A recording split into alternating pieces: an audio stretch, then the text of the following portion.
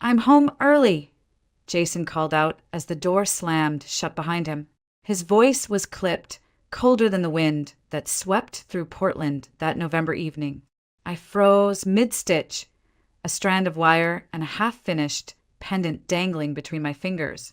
It was only 7:15. He wasn't supposed to be home until 9. My heart jumped. That perfume again. Sharp, floral, expensive. Not mine. I tucked the tools back into their tray, placed the unfinished necklace beside my sketch pad, and quietly stepped out of the guest room that doubled as my workspace. Noah had finally fallen asleep in my arms less than an hour ago. He always took longer on stormy nights. 5 years old, yet still needed me to hum until his lashes stopped fluttering. I crept toward the hallway, adjusting the throw blanket around my shoulders. Jason was standing in the entryway, tall, broad-shouldered, hair perfectly styled like he'd stepped out of a magazine. His navy wool coat was dusted with the damp chill of outside. He didn't look at me, just shrugged off the coat and let it fall carelessly onto the bench. "You're early," I said carefully, trying not to sound accusing. "Meeting got cancelled," he muttered. Then, spotting the faint light coming from the guest room, he added, "Let me guess. You're still playing with your little beads and wires." I flinched. "I'm working on a gift for Lauren's birthday." Jason walked straight past me into the living room, pausing at my table. His jaw clenched as he eyed the organized trays, the label boxes, the notebook with my sketches. "This again," he muttered, his voice dipped in contempt. "How much money have you wasted on this nonsense?" "I used leftover materials. It's just for a friend." He picked up a pendant with a pair of tweezers and examined it like it was some disease under a microscope. "Do you even know what real gemstones cost? This looks like something a kid would glue together in art class." I took a deep breath. "It's not about the materials. It's the design. The meaning behind. Oh my God, Lauren!" he snapped, dropping the piece back onto the table. "Every time I walk into this house, it's like being swallowed by a kindergarten craft room. Beads on the floor, chicken casserole in the oven, toys everywhere. You used to be interesting." That stung deeper than I expected. I folded my arms across my chest, holding myself together. "I work a full shift at the store. I take care of Noah, and I use the evenings to do something that makes me feel alive. I'm doing my best, Jason." He turned to face me, his eyes sharp. "Your best? You're a cashier at a bead shop, Lauren. That's not a career. That's a cry for help. Meanwhile, I'm breaking my back every day to provide for this house while you waste time stringing fake pearls like it's therapy. I never asked for a mansion. I just want peace. A roof, our son, and a little time to breathe." Jason laughed, bitter and low. "Peace? That's rich. You think this," he gestured around the room, "is peace? This is suffocation. I walk in and all I see is you in your stretched out sweatpants, no makeup, hair tied up like some frazzled PTA mom. And I wonder, how the hell did I end up here?" I stood still, the weight of his words crashing over me. "We have a child, Jason. We're a family." "No, we're a prison sentence with a bedtime routine," he hissed. "You used to be fun. You used to be sexy. Now all you care about is sleep schedules and discount groceries. And don't even get me started on Noah's daycare. God knows what kind of germs he brings home from those runny-nosed kids." "We can't afford private preschool," I whispered. "You know that." "I make good money," he shot back. "But we're still broke because everything goes into diapers and casseroles and your stupid wire hobby." "Jason, please," I said, my voice barely above a breath. "Don't talk about our son like he's an expense." He walked past me into the kitchen, opened the fridge, slammed it shut. "Nothing good again. I'll eat in the city." I stood frozen in the doorway, unable to process what was happening, when he turned and threw it all at me. "You know what? Let's stop pretending. I don't love this life anymore. And I sure as hell don't love what you've become." His voice dropped, almost gleeful. "You want to know why I'm coming home late, Lauren? Why I don't touch you anymore? Because I already checked out months ago. The air left my lungs. "There's someone else," he said flatly. "Her name's Tessa. She actually takes care of herself. She listens. She doesn't smell like glue and toddler wipes. And she doesn't drag around a 5-year-old like an anchor." I couldn't breathe. I backed into the wall behind me, needing something solid. "No one wants a woman with baggage like you," Jason said, cruelly calm. "You're a burden, Lauren, and you're not my burden anymore." He turned and walked to our bedroom, grabbed a duffel bag he'd apparently packed earlier, and tossed it over his shoulder. "I'm staying with Tessa tonight. You've got a month to get out. This place belongs to my parents. They'll be back from Europe in December. They want you gone before then." He walked to the door, paused, and looked over his shoulder. "And don't even think about dragging me to court. You won't get anything. I'll give you the minimum." He was gone before I could say another word. The door slammed behind him like the lid on a coffin, and I stood there in the living room, my arms wrapped around myself, staring at my work table, now feeling like a crime scene. Somewhere down the hall, Noah stirred in his sleep, murmuring softly, sensing the shift in the air. I didn't cry. I couldn't. My hands were trembling too hard, my jaw too clenched.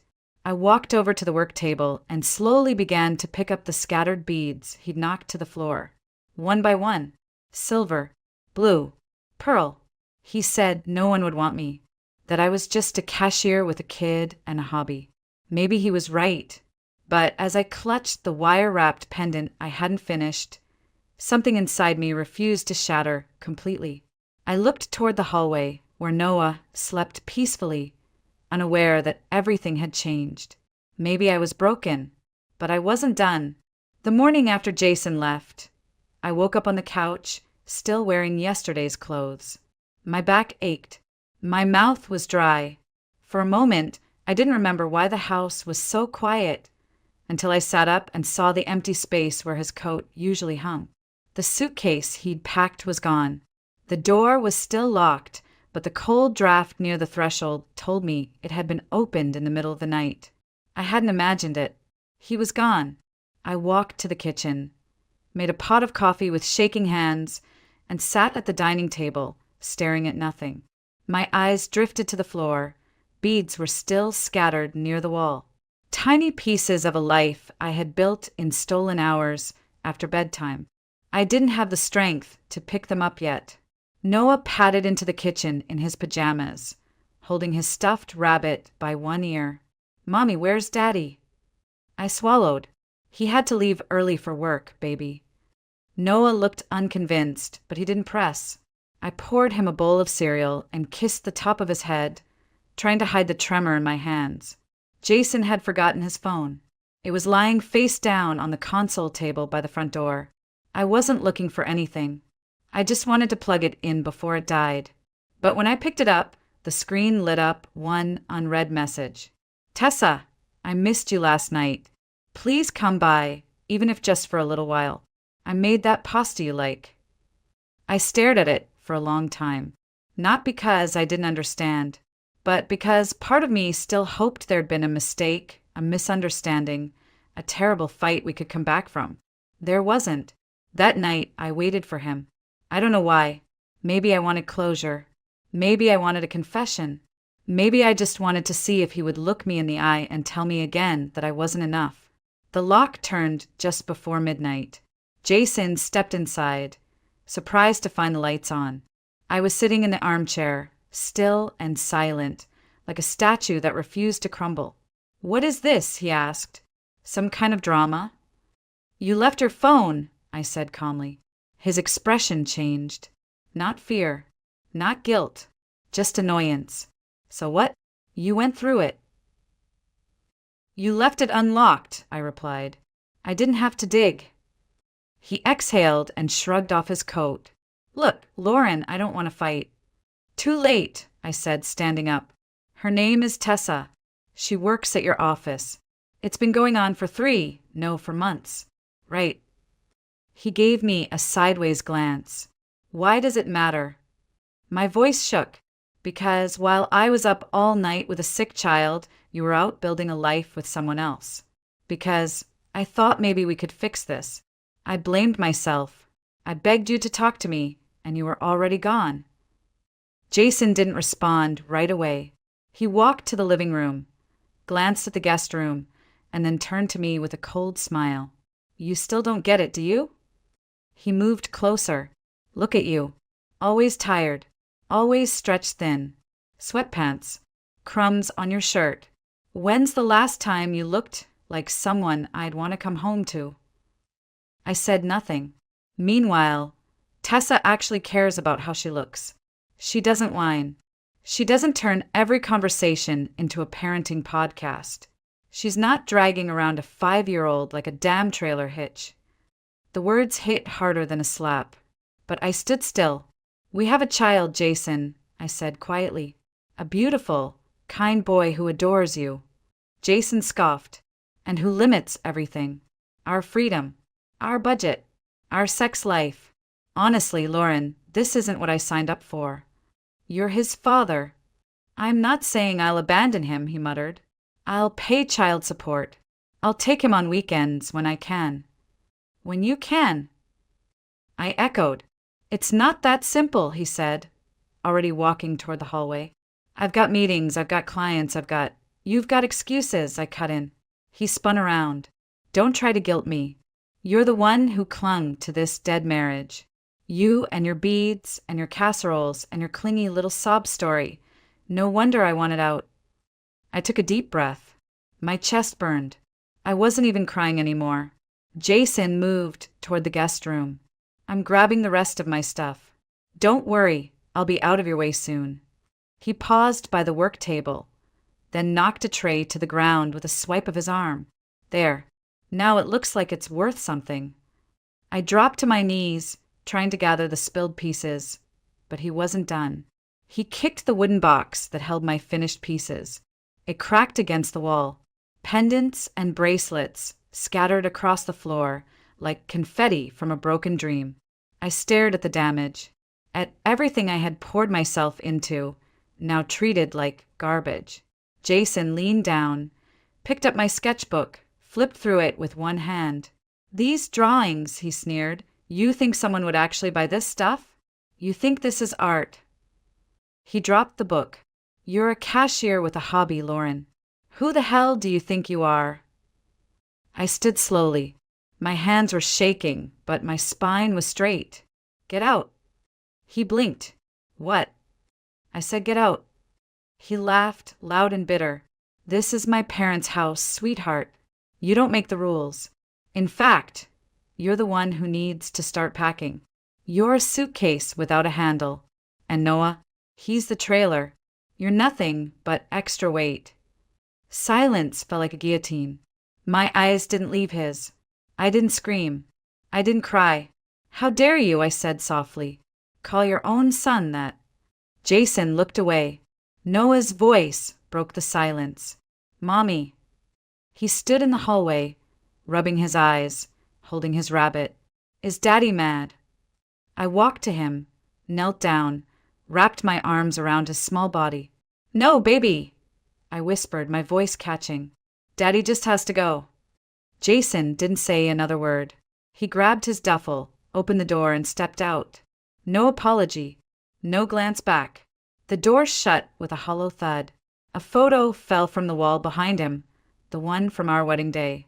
The glass cracked in a perfect line across our faces. I sat down on the floor among the broken beads and wire. For the first time, I let myself fall apart, but only for a moment. Because tomorrow I'd start picking up the pieces. My mother lived in a 1-bedroom apartment on the north side of Portland, tucked above a laundromat that buzzed all day and clanged all night. The walls were thin, the radiator hissed, and the windows fogged from the inside when it rained. But she had space on her pull-out sofa, and that was more than I had. "You can take my bed," she said the night we moved in. "Noah and I will manage out here." "I'm not kicking you out of your own room," I told her. "We'll make it work." She gave me a look, but didn't argue. That was her love language, offering things wrapped in practicality and grumbles. We'd never been the kind of family that said, "I love you" out loud. But that night, when she handed Noah a fresh pair of pajamas and told him she'd warmed the blankets in the dryer, I saw it in her eyes. For the next 2 weeks, I worked mornings at the craft supply store, dropped Noah off at Rosewood Daycare, and spent the evenings hunting for a second job.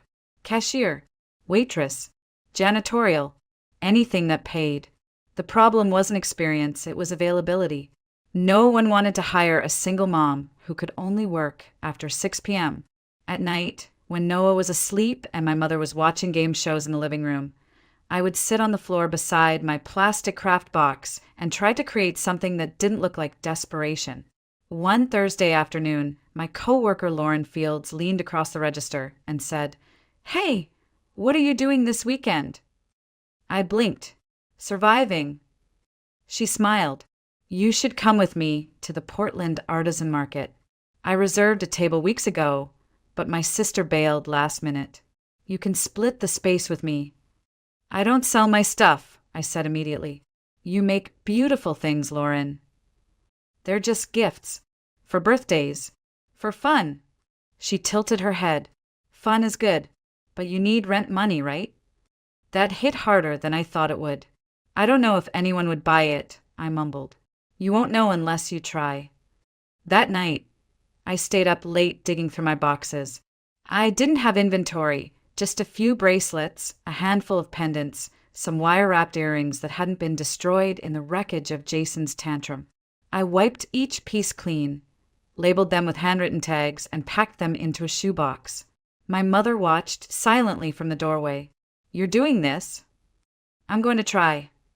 She crossed her arms. "You'd have better luck applying to that new supermarket downtown. They're hiring night shift stalkers." "I need this," I said simply. She didn't understand, but that was okay. She didn't have to. The next morning, I buttoned up the only clean blouse I had left and braided my hair back. I packed Noah's backpack with snacks and coloring books, and we walked 3 blocks to the bus stop. "Are we going to sell your shiny things?" he asked. "Maybe," I said, squeezing his little hand. "If we're lucky."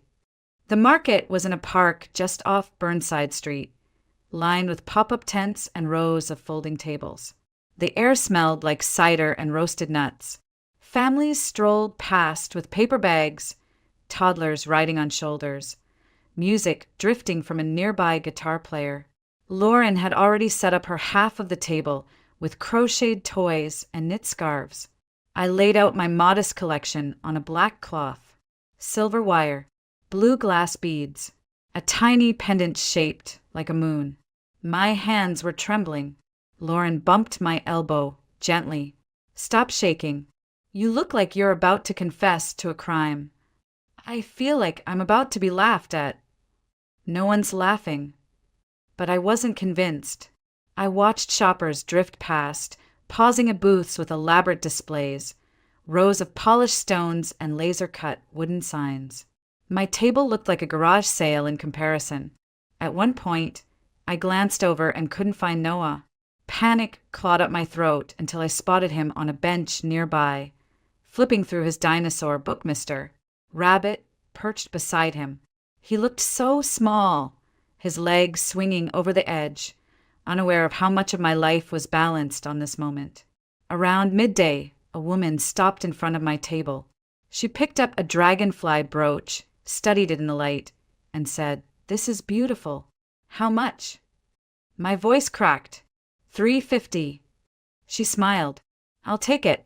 My sister will love it." I wrapped it in tissue paper with shaking hands. She paid in cash and walked away. I stared at the money in my palm. It wasn't much, but it was something. By the end of the day, I'd sold 2 more bracelets and a pair of earrings. Not enough to change our lives, but enough to feel like I existed, like I mattered, like someone, somewhere, saw worth in what I created. Noah ran back to the table holding 2 ice creams. "One for you," he beamed. "Where did you get money for this?" "From my book money." And the man at the stand said moms should have treats too. I took the cone, and for the first time in weeks I laughed. I didn't know it yet, but that little moment, sticky fingers, melted sugar, and 3 pieces of sold jewelry, was the beginning of everything. 2 weeks after that first market, I found myself standing at the same folding table, this time with 5 new pairs of earrings, 2 necklaces, and a fresh batch of wire-wrapped rings I'd stayed up making between Noah's bedtime stories and my own exhaustion. It still didn't look like much, but it was more than before. Lauren had brought a thermos of coffee and handed me a cup without asking. "You keep showing up. That's what matters," she said. I nodded and sipped, watching the crowd slowly grow as the morning sun chased away the last of the fog. A man stopped at our table, well-dressed, early 40s maybe, with a clean black coat and the kind of calm presence that makes people step aside without knowing why. He didn't speak at first, just studied my pieces with quiet concentration. His eyes lingered on a ring wrapped in rose gold wire around a milky white stone. It wasn't perfect. The wire had a tiny kink near the setting, but I'd left it in because something about the imperfection felt human. He picked it up and held it toward the light. "Did you make this?" I nodded. "Yes, all of them." "What's the stone?" "Opalite," I said. "Synthetic, but it catches light beautifully." He turned it over between his fingers. "Do you usually work with base metals?" "Right now I use what I can afford." He glanced at me. "You sell anywhere else besides this market?" "No," I said honestly. "I work part-time. I make pieces at night. This isn't a business yet." He smiled faintly, then handed me a card. "Ethan Cole, Sterling Grace Jewelry." I blinked. "The Sterling Grace? In Riverstone Galleria." He nodded. "We feature local designers. We rotate collections every quarter. I'm looking for someone with original vision, someone who understands detail." I stared at the card. It felt too heavy for a piece of cardstock. "You're serious?" "I wouldn't be here if I wasn't." He paused, then added, "I'm not offering a fairy tale. We'd start with a trial. 10 pieces. If they sell, we talk next steps. Interested?" My brain scrambled. I can't afford high-end materials, and I work another job. "We'll supply the stones and metals. You bring the hands and the heart." That part caught me off guard. The heart. "I don't have a studio," I said. "You seem to be doing just fine without one." He looked at the rest of the table, then met my eyes. "Call me Monday." Then he walked away. Lauren turned to me, mouth slightly open. "Did that just happen?" I stared at the card in my hand. "I think it did." When Monday came, I called. My voice shook when I asked for Mr. Cole, but his assistant was kind, and within 2 days I found myself standing inside Sterling Grace. Walls of glass, marble counters, light bouncing off crystals like stars trapped in stone. Ethan met me in a back room that smelled like leather and lavender polish. He slid a box across the table, small stones, wire spools, tiny bags labeled with price codes. "Use these. Keep track of hours. Sketch designs before you start." I picked up a teardrop of smoky quartz. It felt cool and ancient in my palm. 10 pieces. I confirmed. "Yes. And if they don't sell?" "Then we thank you, pay for your time, and move on." Fair, firm, but not unkind. The next few weeks were a blur of balancing acts. Day job, Noah's daycare, grocery runs, late nights shaping wire under a desk lamp while my son slept beside me on the sofa. My fingers blistered. My eyes ached. But the designs came. Not rushed. Not copied. Mine. I named each piece after something I missed. Twilight wind. First snow, quiet courage. When I dropped off the box, Ethan barely looked up. "We'll display them next week." I tried not to hope, not to imagine someone touching one of my necklaces and feeling what I felt when I made it. But that Saturday the call came. 3 pieces sold on the first day, his assistant said. "Mr. Cole asked if you could bring more." I sat on the edge of my mother's bathtub, phone pressed to my ear, heart racing. Noah was in the other room, giggling as my mother tried to brush his hair. I could hear the soft rhythm of a life that wasn't perfect, but it was mine. "Tell him yes," I whispered. Tell him I'll bring 5 more. Because for the first time since Jason walked out, someone didn't just see what I made. He saw me. 6 months later, I passed Jason at the grocery store. He didn't see me at first. He was near the deli counter, pacing in front of the glass case, phone to his ear, barking into the receiver about a missing reservation. His coat was wrinkled. His hair, once meticulously styled, now looked like he'd been running his hands through it all day. I wouldn't have even recognized him if he hadn't turned slightly and laughed. That laugh, sharp, arrogant, dismissive, I used to flinch when I heard it. This time I didn't flinch. I was standing 3 feet away, holding a bag of apples, Noah beside me tugging at my coat, asking if we could get juice boxes. Jason turned again and froze. He blinked. Lauren. I nodded. Hey. His eyes moved over me, confused. I wasn't in sweatpants. I wasn't hiding behind a grocery cart or looking at the floor. I was in a long camel coat, scarf tucked neatly, makeup soft but certain. My posture was different, straighter. I didn't feel like I needed to apologize for taking up space. You look different, he said. I am, I replied. Noah waved at him politely. Hi, Daddy. Jason bent down, hesitated, then gave him a stiff hug. Hey, buddy, you're getting so big. Noah pointed to the bracelet on my wrist. Gold wire, single lapis stone. Mommy made that. Jason looked at it, then at me again. You're still doing the bead thing. I smiled. It's not a thing anymore. It's a job. I design for Sterling Grace now. That made him pause. Seriously? The store in the Galleria? Yep. He looked like he was trying to do math in his head. They just let you work there. They saw something in me, I said simply. Jason adjusted his collar. Well, good for you, I guess. There was something in his voice. A tightness. Not pride. Not curiosity. Resentment. I waited for him to ask more. He didn't. Instead, he checked his phone and muttered, Tessa's waiting in the car. I nodded. Of course. He looked at me one more time, then said, You look well. Thanks, I replied. Then I turned and walked away. I didn't look back.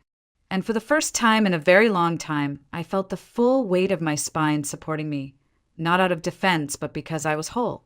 Later that week, Ethan invited me to a dinner celebrating the opening of a new Sterling Grace location.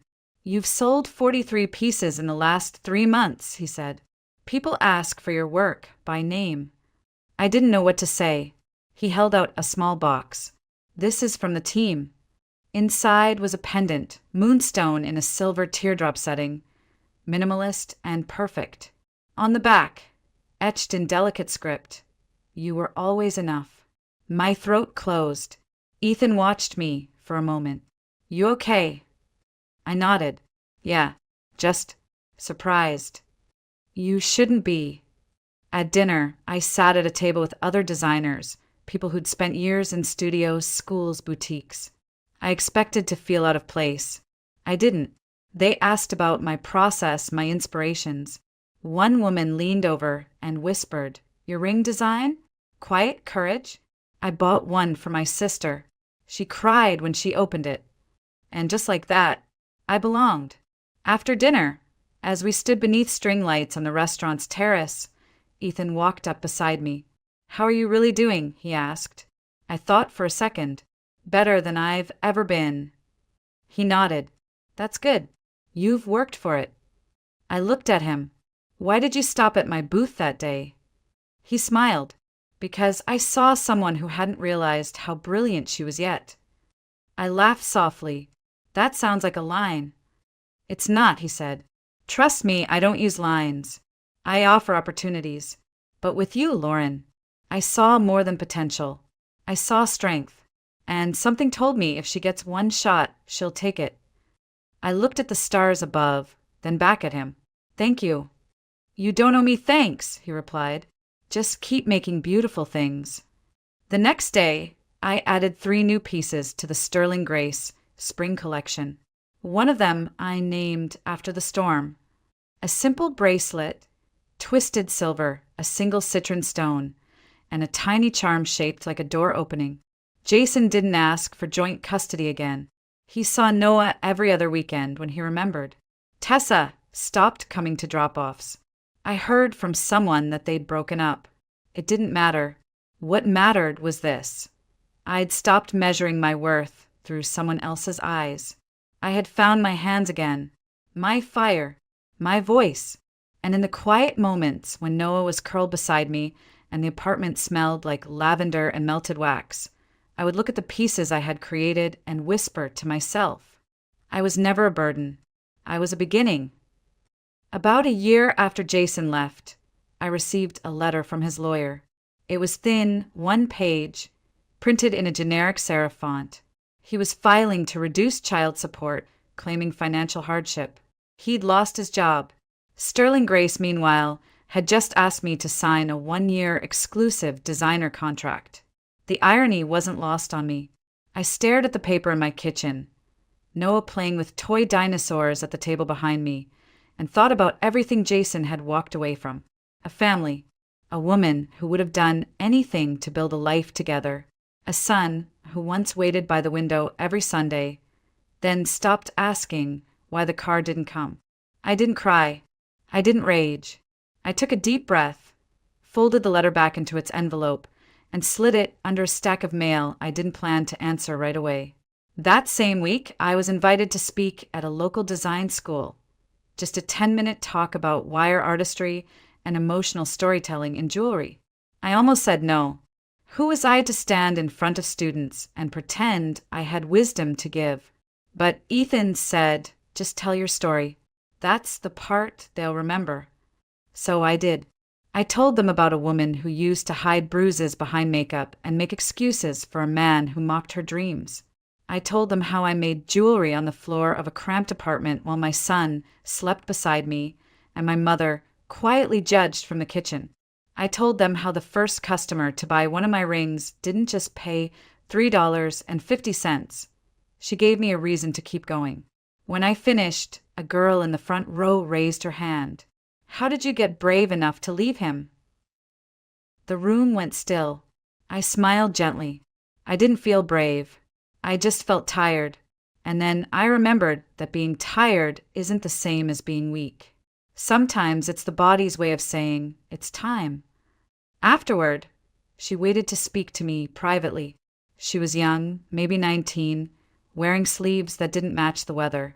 She didn't say much, just handed me a note, folded 4 times. Later that night, I read it.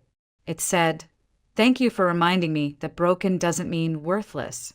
I kept that note in the back of my sketchbook. A few weeks later, Sterling Grace hosted a gala. It was their biggest event of the year. Velvet dresses, champagne, glass pedestals displaying collections from their top 5 designers. One of those pedestals held a necklace I'd made called Reclaim. It had taken me 14 hours to finish.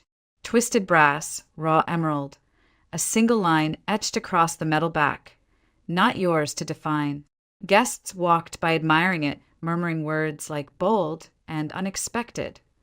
I stood near the corner with Ethan, a glass of sparkling water in hand, still unsure how I belonged in a room full of people who used words like legacy and luxury without irony. Then I saw him, Jason. He wasn't on the guest list.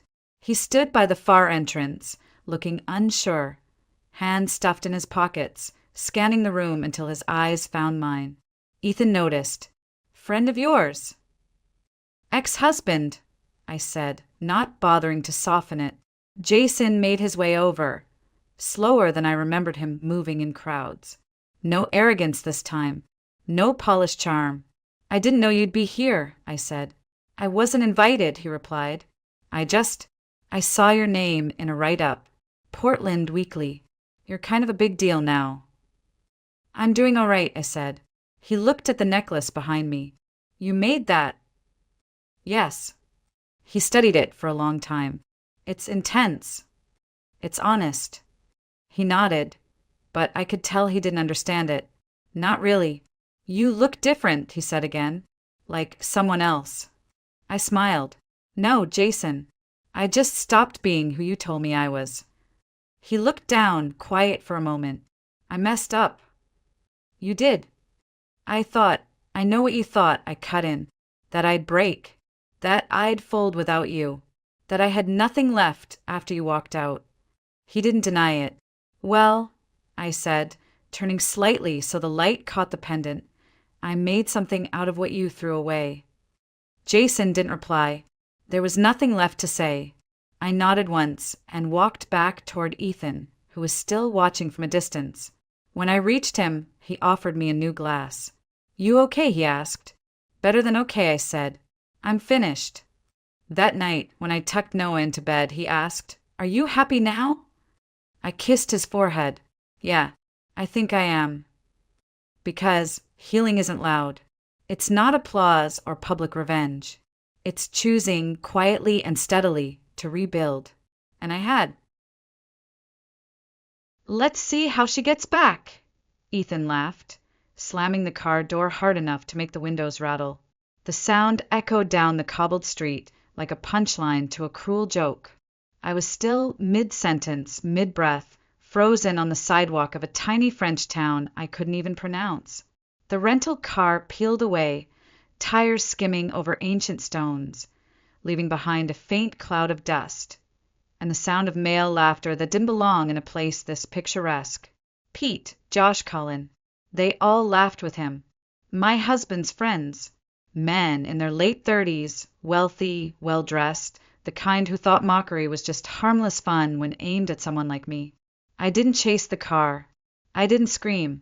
I couldn't. My body forgot how to move.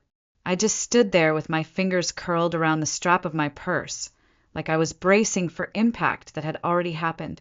A group of tourists walked past, slowing just long enough to glance at me.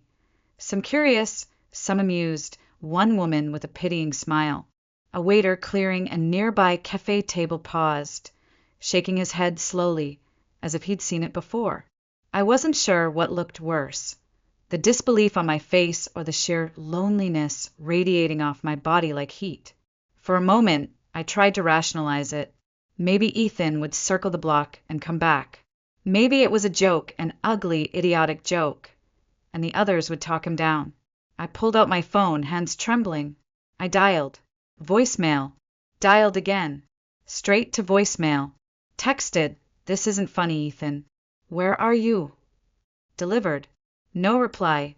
I tried Pete. Blocked. Josh. Blocked. Colin. No ring. Just silence. A weight settled on my chest, sharp and suffocating. This wasn't a spontaneous act of immaturity. This was orchestrated. They planned this. They watched me beg Ethan not to order another bottle of wine at lunch. They rolled their eyes when I suggested we head back to the hotel. She's always managing you, man, Pete had said with a smirk, pouring another round. And Ethan, drunk and grinning, had followed me out, angry that I'd embarrassed him in front of his friends. I remembered his last words before getting in the car. Your purse has your passport, right? Then figure it out. You're so smart, Claire. Then the door slammed, and they were gone. A breeze picked up, carrying the faint scent of lavender and bread from somewhere nearby.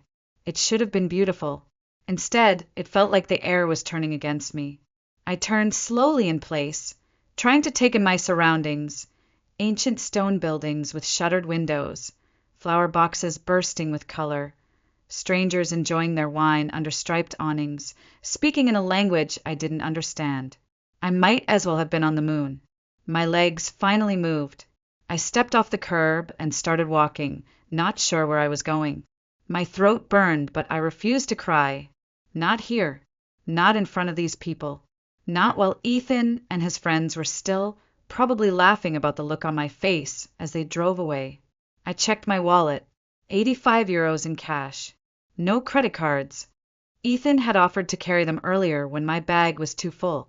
Let me help, he'd said, with that charming smile he wore like armor. Now he had them. Now he had everything. I had enough money for maybe a night in a cheap pension and a meal if I was careful. Then what? A child tugged on her mother's sleeve and pointed at me. Maman, pourquoi elle pleure? I wasn't crying. Not yet. But the crack was coming. I felt it building behind my ribs. Pressure I couldn't hold off much longer. He really left me. In a foreign country. For sport. And I wasn't even surprised. I wandered the narrow streets in a daze, my sandals clicking against the uneven stones, the echo bouncing off old walls that had probably stood longer than my marriage. The town, charming just hours ago, now felt hostile. Every doorway a fortress. Every glance a quiet judgment. I wasn't a tourist anymore. I was something else. Something broken. Something discarded. I stopped in front of a weathered map posted near a bus stop, the kind meant to help clueless foreigners. All the names blurred together, French syllables I couldn't decipher in my current state. I pressed a trembling finger against the screen of my phone, searching for nearby hotels. The one Ethan and I had booked was nearly an hour's walk away. Too far. Too impossible. I searched again. A listing popped up for a budget pension just around the corner. I clutched my purse tighter and followed the directions like it was the only thing tethering me to earth. The pension was a crumbling building above a bakery, the scent of old flour and yeast leaking through the stairwell. The woman who answered the door spoke no English but read everything in my face. Fear, shame, desperation. She didn't ask questions. Just handed me a key and showed me to a narrow room with a sink, a window facing a brick wall, and a single bed that sagged in the middle. I handed over most of my cash and mumbled, "Merci," even though I didn't feel thankful. Not yet. I collapsed onto the mattress and stared at the ceiling. My body was numb, but my mind raced. What if he didn't come back? What if this wasn't a joke? What if it was exactly what it felt like? Punishment. Humiliation. A message. You're not in control anymore, Claire. You never were. I checked my phone again. No new messages. No missed calls. Just my own words hanging in the void. Where are you? This isn't funny. Please answer. All delivered. All ignored. The next name I tried was Pete's. It rang once, then went dead. Blocked. One by one, I tested every number from lunch that day. Every one of them had cut me off like I was a virus. My husband didn't just abandon me. He made sure I couldn't reach anyone who could lead me back to him. I sat up slowly, the weight of it all sinking in. He'd taken my credit cards. He had our return tickets. My passport was in my purse, but that didn't matter much with 85 euros and no way to access money. I was stranded, utterly and intentionally stranded.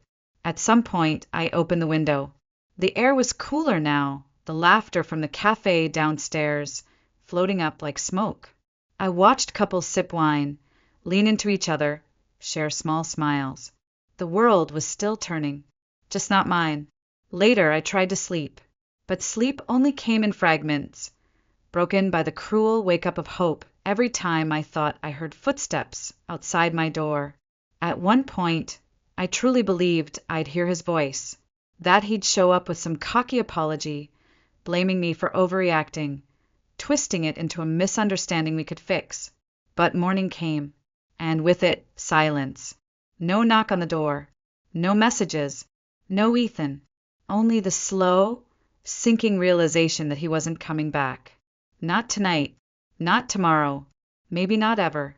The morning sunlight bled through the thin curtains, soft and golden, mockingly beautiful. I lay motionless, my body wedged between exhaustion and dread. My limbs ached from tension, my eyes dry from a night of false hope. I reached for my phone before even sitting up.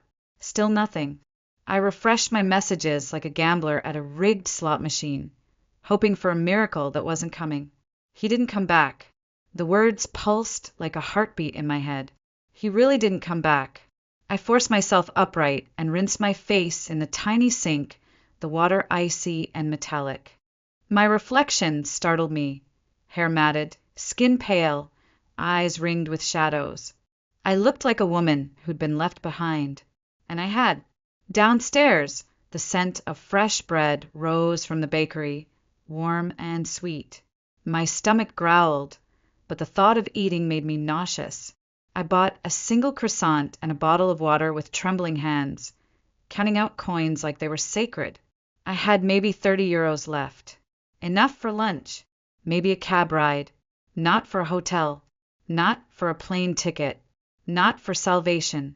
I wandered the perimeter of the town, scanning every street, every terrace, every cafe in case, by some miracle, I'd spot our tour group. Nothing. They'd moved on, carried away in their air-conditioned comfort to Florence or Nice or wherever their itinerary dictated. Without me. Without guilt. It was on the third day that a cafe owner noticed me standing just outside his patio, unmoving for far too long. He approached gently, his English broken but kind. "Espresso? You look lost." I managed a nod, and he handed me a small cup without charge, as if he knew that pride was the last thing I could afford to hold on to. He pointed me toward the police station when I asked, "Help?" "My husband, he left." The officer there was polite, tired, unsurprised. It wasn't the first time he'd heard such a story. A missing husband, a tourist left behind, a filed report, a sympathetic shrug. Nothing more. That afternoon, I stood in front of a pawn shop window with my hand clenched so tightly my wedding ring cut into my skin. It wasn't the original ring. Ethan had replaced it on our 5th anniversary. A 2-carat diamond in a platinum band, his way of saying, "Look what I provide." At the time, I'd been grateful. Now I saw it for what it was, a leash disguised as a gift. With trembling fingers, I twisted it off. My hand looked bare, almost childish. I stepped into the shop, the bell above the door ringing like the opening chord of a new song. The shopkeeper, an older man with sharp eyes and no interest in pleasantries, examined the ring. He named a price far below its worth. I nodded. I didn't argue. Pride wouldn't feed me. It wouldn't get me out of this town. He counted out the euros in slow, deliberate motions. When he paused and asked, "You go home now?" "America." I hesitated. Home. The word didn't land right. Home meant explanation. It meant facing my mother's smug disappointment. It meant telling my friends, if I still had any, that I'd been abandoned like a forgotten suitcase in a foreign town. It meant listening to Ethan spin the story first, twist it into something that made me sound hysterical, unstable, too much to deal with. I shook my head. Instead, I walked to the bus station and stared at the departures board for nearly an hour. Place names floated before me like poetry I didn't understand. Marseille, Avignon, Aix-en-Provence. One word, simple and final, whispered through me like a pulse. Go. I bought the cheapest overnight ticket to a name I couldn't pronounce. I didn't ask where it led. I didn't care. I just knew it was away from Ethan, away from humiliation, away from the woman who had waited for someone to come back. The overnight bus rumbled through the dark, its dim interior lights flickering like dying stars. I curled up against the window, arms around my knees, watching the countryside blur into shadows. Every bump in the road jolted my spine, but I didn't care. I wasn't trying to sleep. I just wanted to disappear, to become one of the faceless travelers nobody remembered. I didn't even ask the name of the village the ticket was for. I only told the woman at the counter, "As far as this will take me." Sometime before dawn, the bus hissed to a stop at a desolate roadside bench. The driver muttered something in French and gestured toward the door. This was it. My destination. My escape. My nowhere. I stepped off the bus into a silence so deep it rang in my ears. No taxis. No signs. Just a dirt road, a row of olive trees, and a faint purple haze in the distance. Lavender fields, maybe, though I couldn't be sure. My phone had died somewhere around Avignon. My stomach was a hollow knot. My sandals, meant for city strolling, had cut into my feet. Each step felt like walking on glass. I kept moving. The sun began to rise, casting long golden beams across the sloping hills, turning the fields into something out of a painting. But I couldn't see the beauty. My vision blurred from exhaustion, pain, and something deeper, something nameless. A grief that didn't belong to the moment, but to a life unraveling piece by piece. I don't remember falling. 1 second I was walking. The next, the world tilted and my knees gave out. My face hit the dirt. Stones scraped my skin, and the sky swung violently above me. I didn't get up. I didn't try. Lying there in the dust of a foreign country, I realized I wasn't afraid anymore. I was done. Whatever strength I'd been pretending to have had run out. I closed my eyes. If this was how it ended, I could live with that. Not because I wanted to die, but because I didn't know how to keep living like this, being a footnote in someone else's life. A burden, a failure, an afterthought. A voice broke through the silence. Foreign, urgent, feminine. Then hands, rough but careful, turning me over, lifting my head, brushing hair from my face. I blinked through the sunlight and saw a woman's face. Older, with skin like weathered parchment and eyes so kind they made me want to cry on the spot. Fame, she asked softly, then offered a metal canteen. I took a sip, the water cold and clean and miraculous. She touched my cheek, murmured in French, then pointed down the road. I didn't understand the words, but I understood her. She wasn't going to leave me. With surprising strength, she helped me to my feet, one arm around my waist, guiding me step by step. My body screamed with every movement, but I let her lead. I had nothing left to resist with, nothing to lose. Up ahead, a small stone farmhouse appeared between the trees, its shutters thrown open to the rising sun. The scent of lavender drifted through the air. I heard chickens, the soft bleating of goats.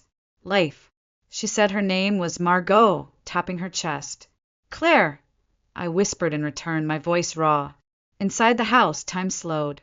Margot settled me at an old wooden table while she moved around the kitchen like a memory, filling a basin with warm water, slicing bread, ladling soup from a heavy pot. I barely tasted it, but I ate. My body moved on instinct, grateful for sustenance, for touch, for someone who saw me and didn't look away. A man entered, older, suntanned, wary but not unkind. Margot spoke to him quickly, gesturing to me, then to a hallway. He nodded. Henri, she said, pointing to him. Her husband. He gave me a slow nod, as if to say, you're safe here. For now. They didn't ask what happened. They didn't question why a foreign woman collapsed near their land at sunrise. They didn't look at me like I was broken. They just gave. That night, in a bed with whitewashed walls and a handmade quilt, I curled into myself and wept, not for Ethan or even for what he did, but because someone saw me lying in the dirt and chose to pick me up instead of stepping around me. I cried because I couldn't remember the last time I felt that kind of kindness. And I cried because some part of me, small and buried, still believed I might be worth saving. Morning arrived not with the sound of traffic or phone alarms, but with the low crow of a rooster and the smell of fresh bread drifting under my door. For a few seconds, I forgot where I was. I opened my eyes to whitewashed walls and sunlight stretching across a rough stone floor. The air smelled like lavender and would smoke. My body ached in new places, shoulders, calves, hands, but it was a clean ache. Not the tight, anxious kind I carried back in Boston. This one felt earned. At the foot of the bed lay folded clothes. A simple cotton dress and a pair of worn leather sandals. They didn't belong to me, but they had been freshly laundered. My own clothes were gone, probably washed too. The thought made my chest ache in a way I couldn't explain. I got dressed slowly, wincing at the blisters on my heels. When I emerged into the kitchen, Margot was already moving, setting down coffee, slicing dark bread, drizzling it with thick local honey. She looked up and beamed when she saw me, her eyes crinkling at the corners. Bon, she said, gesturing to the chair. I sat. The coffee was strong and almost bitter, but I drank it gratefully. The bread was warm, chewy, rich with oil and sweetness. I ate slowly, unsure how to say thank you in a way that didn't feel like an apology. When I opened my mouth to try, Margot gently waved her hand. She pointed to my feet, then to the window, where rain now traced soft lines down the glass. Rest, she said. One of the few English words she seemed to know, and so I did. The next few days passed in a rhythm unlike anything I'd known. The hours bent around the land. No emails, no meetings, no obligations except the simple ones that sustained life.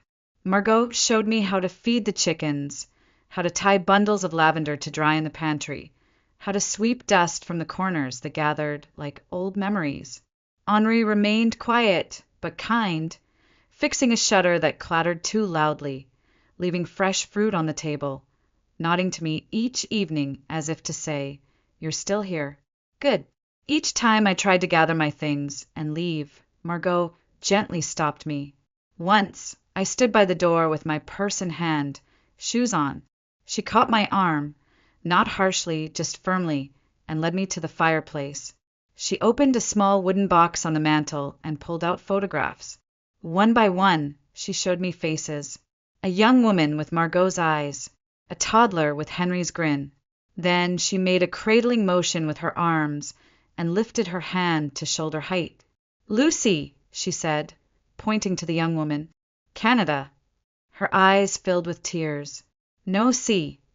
Then she turned to me. Her gaze softened. She didn't say it, but I understood. She'd lost a daughter. And somehow she had opened her home to a stranger and made space again. I placed my purse back on the hook. From that day forward, I helped without being asked. I rose early, watered the herbs, folded laundry, listened to the wind moving through the lavender fields like a lullaby. I didn't check my email. I didn't open my phone. The silence was terrifying at first. Then it became sacred. Each night, we sat on the porch as the sun dipped below the hills. Margot would knit with patient, practiced hands. Henri smoked his pipe and occasionally asked me questions with gestures, smiles, and slowly improving English. I answered the best I could. When we ran out of words, we simply sat. The betrayal still lived in my bones, but something inside me had begun to shift. The need to explain, to chase Ethan's version of events, to justify my hurt, it was all fading. In its place was something quiet, steady, and astonishing. Peace. The days bled into one another, not in the frantic blur of city life, but in a kind of gentle rhythm. The sky shifted from soft gray to blazing blue and back again. The lavender bloomed fuller, and I learned to tell by scent alone when the fields were ready to be harvested. I no longer needed to be told when to wake, when to eat, when to rest. My body learned the language of the land, its demands, its rewards. And in the quiet, something unexpected returned. Curiosity. One afternoon, while helping Margot sort dried bundles of lavender into small canvas sachets, I asked haltingly if she would show me how to distill oil. Her eyes lit up like I had just asked her to dance. That evening, she led me to a small stone outbuilding I hadn't noticed before. Inside was an old copper still, polished from years of use. She showed me how the flowers were loaded, how the steam captured their essence, how the oil rose and separated, pure, fragrant, golden. I watched her work with reverence. This was not chemistry. This was art. I began spending my afternoons in the workshop, labeling bottles with handwritten tags in my slanted, uneven scrawl. It wasn't long before I offered to redesign them. Margot looked confused, so I pulled out my phone, finally charged, finally useful, and showed her photos of my old design projects.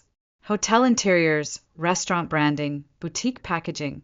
For the first time since I'd arrived, I saw her look at me not as someone to care for, but as someone who could offer something back. The next market day, Margot and Henri brought me with them to the village. We loaded crates of oil and sachets into an old blue truck, the back seat rattling as we drove along winding roads. The market was alive with music and chatter, rows of colorful stalls lined with produce, bread, wine, soap. I helped them set up, arranging our products on the table, adjusting the signs, tying fresh bundles of lavender for decoration. "Stay," Margot said simply, as I handed a tourist a wrapped box of oil. I looked at her, confused. She gestured around the stand, then touched my chest, then hers.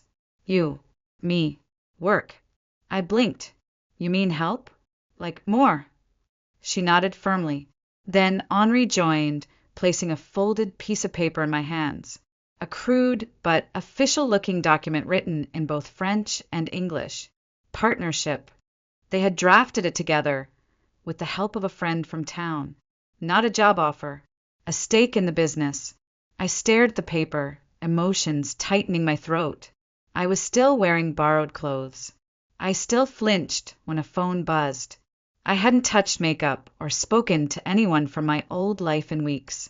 But here they were, two people who had taken me in off the road, offering me not just shelter, not just purpose, but ownership, belonging. I don't know anything about farming, I said softly. Learn, Henri replied. His accent was thick, but the word rang clear. Margot reached for my hand. You already start.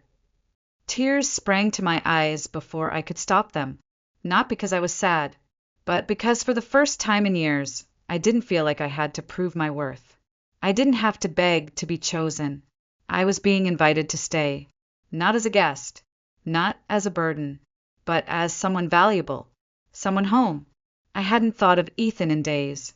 That realization came as I knelt in the workshop, sealing freshly poured vials of lavender oil and arranging them by scent profile, bright, grounding, soothing. The radio played something slow and melodic in French, and sunlight spilled in through the high window, warm on my shoulders. My hands moved with confidence. My handwriting on the labels had steadied. The table I once hesitated to touch was now my space, my task, my purpose. Then I turned on my phone. I hadn't touched it in over 2 weeks, except to take photos of the fields, the workshop, Margot's hands demonstrating a technique I wanted to remember. But that morning, something compelled me to check my old email. Just a flicker of curiosity. A window cracked toward the life I'd left behind. The inbox exploded. Hundreds of unread messages. Old friends, acquaintances, colleagues from a life that now felt like a dream. At first, it felt like I was reading someone else's mail. The concern in their words startled me. Are you okay? Where did you go? I heard what Ethan said. Please tell me it's not true. And then I saw it. Subject, I know where you are. From Ethan Bennett. My breath caught. My hand trembled as I tapped it open. Alexis! He never called me Claire anymore. Only Alexis, the name he preferred, the one he thought sounded more sophisticated. It's taken time and a private investigator, but I finally tracked you down. This has gone on long enough. I'm coming to bring you home and end this ridiculous tantrum. My flight lands in Marseille on Thursday. Be ready. Thursday. 3 days. My stomach clenched, not with fear, but with something colder. Anger. Disgust. And underneath it, the quiet thrum of resolve. I wasn't the woman he'd left behind anymore. And I wasn't going anywhere. I walked downstairs, the phone still in my hand, and found Margot at the kitchen table, going over accounts by the open window. She looked up, read my face immediately. Bad news from America, she asked softly. I nodded. Ethan. He's coming. Her expression hardened, just slightly. Margot didn't speak often about him. She didn't need to. Her silence had always been louder than any opinion. Without a word, she reached into the drawer beside her and pulled out a thick envelope. She slid it across the table. Was waiting for right moment, she said. Inside, the final, signed copy of the partnership agreement. My name, Margot's, Henry's. Not a promise, a contract. I wasn't helping anymore. I was a third owner. I had rights. Responsibilities, a business. You choose what happens Thursday, she said, tapping the paper. Not him. I stared at the document. I should have felt overwhelmed. Instead, I felt solid, grounded. I belonged here, in this house, in this field, in this work. Ethan could try to come and take whatever he wanted, but he wouldn't find the version of me he remembered.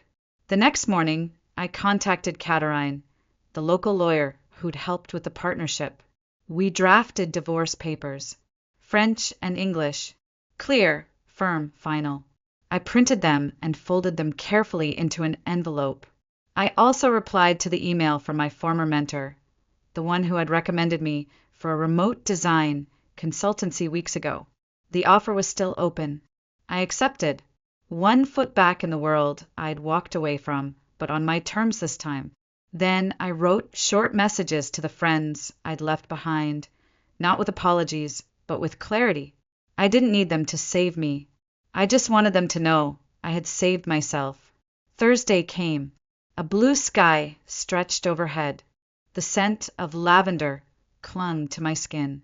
Henri and I were in the workshop testing a new batch of oil when we heard the sound of a rental car engine rumbling up the gravel path. Margot appeared in the doorway, wiping her hands on a cloth. "He is here," she said simply. I stood up, removed my apron, and stepped outside. The car door slammed, the sound too sharp for the quiet morning. Ethan stood beside the sleek silver rental, designer sunglasses perched on his face, his shirt crisp and untouchable.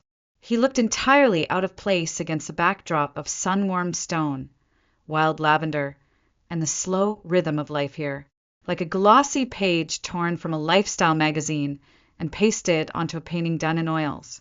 He hadn't seen me yet. For a brief second, I stood there in silence, letting the image burn into my memory. Him, scanning the farmhouse with thinly veiled distaste, his jaw clenched, his hand on his hip like he was waiting for someone to come fetch his luggage. His arrogance still intact. His entitlement wrapped around him like armor. Then he turned and saw me. His eyes ran over my body, starting at the boots caked with dry earth, the work-worn hands, the sun-browned arms.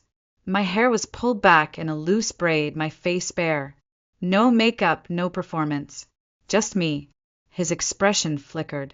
Shock, confusion. Then something like disappointment. "My God, Alexis, what happened to you?" The words might have cut once. Not now. I took a step forward, calm, measured. "Life happened," I said. "And by the way, it's Claire again." He blinked. "Claire, then." "Fine. Look, I get it. You were angry. Hurt. But this," he gestured around him, dismissive. "This is over the top. You made your point. Now let's go home." I almost laughed. "Home?" I repeated. "You mean Boston? The brownstone I decorated but never owned? The life where I became small enough to fit into the corners of your image?" He stepped closer, his charm cracking. "Don't do this. We had a good life. People miss you. Clients, friends. They miss the version of me you curated." I cut in. "The Claire who smiled on cue, who planned dinners for your colleagues, who stopped talking about her career because you said it was just a hobby." His face tightened. "It's not like that." "It's exactly like that." Behind me, I heard the soft shuffle of Margot and Henri stepping out to the porch. They didn't understand the words, but they understood the moment. They stood with me, not as backup, but as witnesses, as family. Ethan followed my gaze and scoffed. "So this is it? These people? This farm? You'd throw away everything for dirt and soap and strangers who don't even speak your language?" "No," I said quietly. "I'm choosing something better." I reached into my pocket and held out the envelope. He looked at it like it might bite him. "What's this?" "Divorce papers. Drafted, translated, and ready to sign." His jaw worked. "You're not serious." "I am. You left me on a roadside in a foreign country. Ethan, you laughed while you did it. You called it a tantrum. I call it clarity. You showed me exactly who you are." His voice rose, angling for control. "You're being impulsive, emotional. That's not the woman I married." "No," I said. "That woman died in a small French town while you drove away. This one," I glanced at the fields behind me, the home I now helped run, the people who had asked nothing of me but honesty and presence. "This one was born here." He didn't move to take the papers, just stared, red rising in his cheeks. "You'll regret this," he snapped. When the novelty wears off and you're still here hauling lavender at 60, I'll still be free, I said. That's more than I ever was with you. Henri stepped forward then, placing a hand gently but firmly on my shoulder. He looked at Ethan and said something in French, slow and steady. Ethan turned to me. What did he say? He said the road back to Marseille is long. You should leave before it gets dark. For a moment, Ethan just stood there, his hands clenched, his mouth a hard line. Then, without a word, he turned and got into the car. The engine roared. The tires spun. And then he was gone. I let out a breath I didn't know I'd been holding. Margot stepped beside me, slipping her hand into mine. Behind us, the still warm kitchen waited. Lavender to sort, orders to prepare, dinner to cook. The man who once left me behind now had no place left to stand. And I had everything. The night after Ethan left, I stood in the lavender fields alone. The stars above Provence glowed like scattered embers. The air smelled of earth and oil, and a hint of smoke from the kitchen stove where Margot was still humming to herself. Crickets sang from the edges of the grove. Somewhere nearby, Henri was whistling as he fed the goats. Nothing about this moment was extraordinary, and yet it was everything. I wasn't waiting for someone to come home. I wasn't rehearsing apologies in my head. I wasn't shrinking myself to fit a man's silence. I was still and whole, and more myself than I had been in a decade. In Boston, I had lived in curated spaces, neutral palettes, designer furniture, the soft glow of staged perfection. And yet, somehow, I'd never felt like I belonged in any of them. Here, with calloused hands and sunburnt shoulders, standing barefoot in a field I helped harvest, I was home. The days that followed Ethan's departure unfolded like a second spring.